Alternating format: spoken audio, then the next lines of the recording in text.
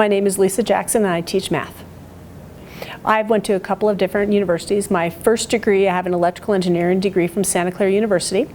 I have a mechanical engineering degree from Sacramento State University, which is a California school, and a master's in teaching from Utah State. My first job out of college was here in Utah, working at a company that was Hercules at the time. It is now Northrop Grumman out in Magna.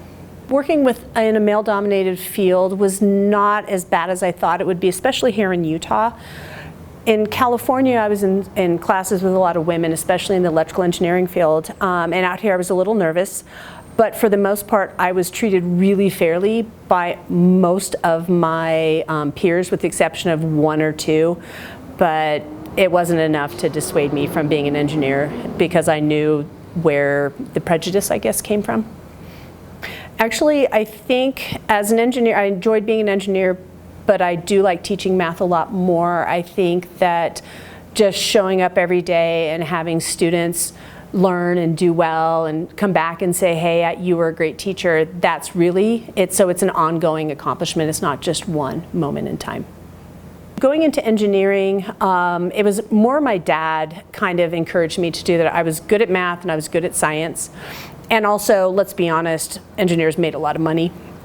And so I decided that's what I wanted to do.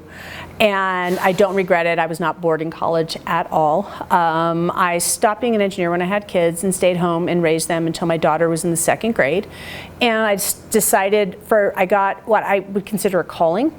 I became obsessed with teaching math. And so I started to volunteer at Our Lady of Lourdes School, slowly got a part-time job there, got a part-time job here, and then finally became a full-time math teacher here at Judge. My biggest piece of advice for women entering STEM field: do not be intimidated if you are the only girl in the classroom.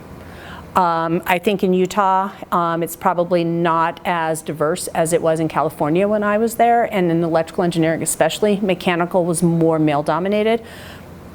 Stay true to yourself, do what you want to do, and don't let anybody tell you that you cannot. And like I said, do not feel intimidated if you're the only girl in the room.